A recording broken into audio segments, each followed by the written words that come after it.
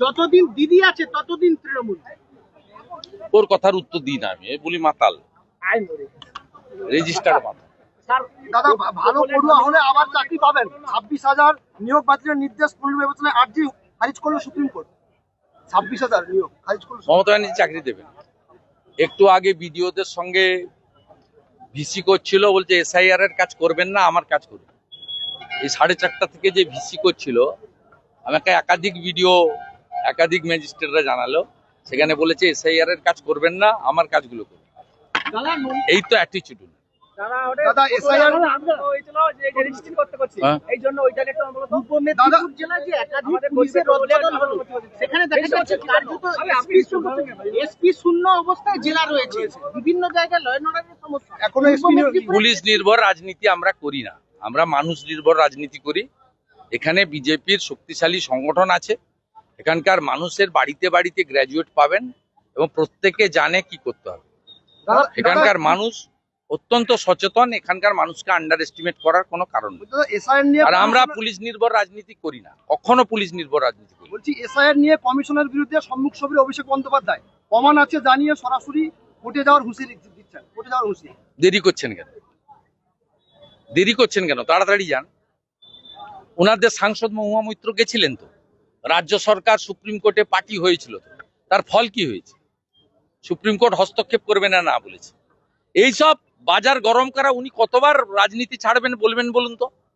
প্রথমে বললেন যে সৌমিত্র খান যদি 2019-এ একটা বুথে জিততে পারে আমি রাজনীতি ছাড়বো, সৌমিত্র খান জিতলেন, রাজনীতি ছাড়েনি।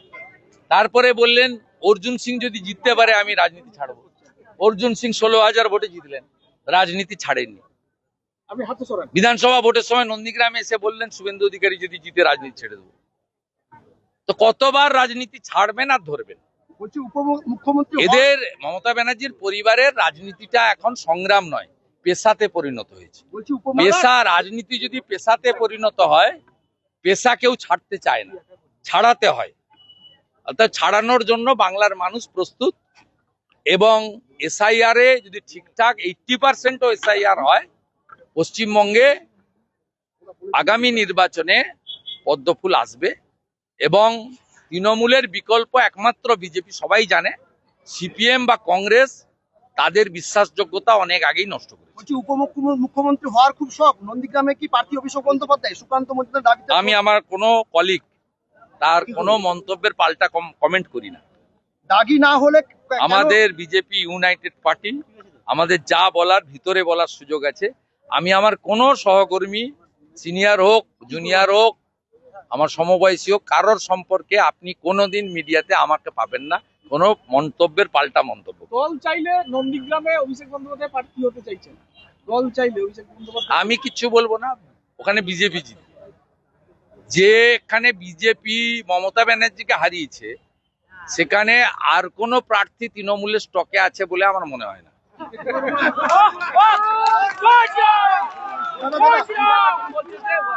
এসআইআর হচ্ছে রাজনৈতিক উদ্দেশ্য প্রণোদিতভাবে ব্লককে ব্লক উধাও হয়ে যাচ্ছে। যারা বিগত লোকসভায় ভোট দিয়েছিল তারাও পর্যন্ত ফর্ম পায়। ওনার খুব বুকে ব্যথা হচ্ছে।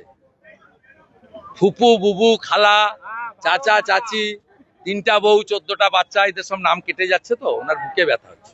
আজকে বালি পাচার কাণ্ডে 8 জায়গায় ইডি তল্লাশি।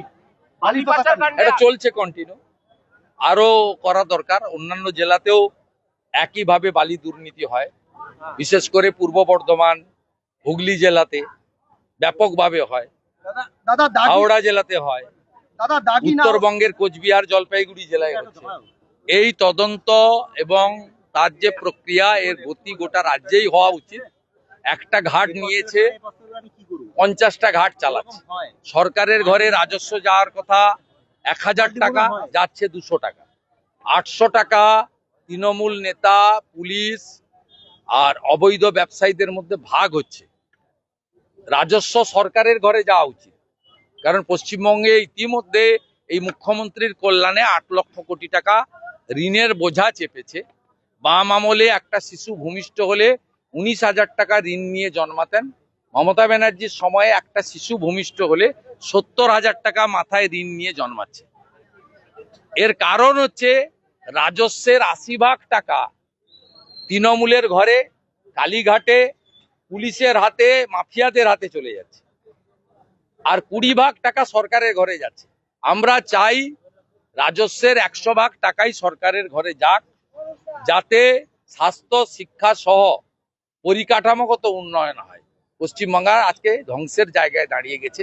এই খেজুরিতে আপনি যদি গত 5 বছরের হিসাব দেখেন বা গত 15 বছরের দেখেন, তাহলে কয়েকটা প্রধানমন্ত্রী গ্রাম সড়কের রাস্তা ছাড়া, আমি পরিবহন মন্ত্রী ছিলাম, বোগা রসুলপুর ঘাটে জেটি নির্মাণ করে দিয়েছিলাম। আমার ব্রিজ নির্মাণ করার ক্ষমতা বা অর্থ ছিল না। এর বাইরে এই যে খেজুরি, যে কথা সোমনাথ রায় বলছিলেন, প্রথম পোস্ট অফিস এখানে, স্বাধীনতা সংগ্রাম এখানে, এখানে নিকুঞ্জ মাইতি, আভা মাইতিরা গোটা ভারতবর্ষে সংগ্রাম করেছেন।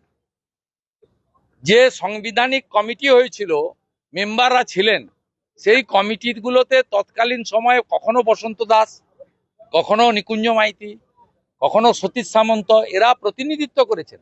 আজকে সামগ্রিকভাবে খেজুরি যদি 11টা জিপি ধরা যায়, মানে খেজুরি 1-2 ব্লকে একটা উন্নয়ন হয়েছে বলুন?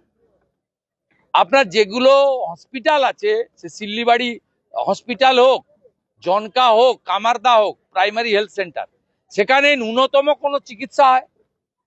সেখানে যে কোনো রোগী নিয়ে গেলে তাকে রেফার করা হয়, এবং কোনো জায়গায় লোক চিকিৎসার সুযোগ পায় না। বহু মানুষ স্ট্রোক এবং সেরিব্রাল হয়ে রাস্তাতে মারা যান, কারণ খেজুরিতে স্বাধীনতার 77 বছর পরেও ন্যূনতম আধুনিক চিকিৎসার সুযোগ করেনি। সেই কারণে বিজেপিকে আনা দরকার। বিজেপিকে আনা দরকার রসুলপুর বোগা স্থায়ী ব্রিজ বানানোর জন্য। বিজেপিকে আনা দরকার হলদিয়া নন্দীগ্রামকে যুক্ত করে আপনার রিভার বেল্টের রাস্তা দিয়ে সোজা যাতে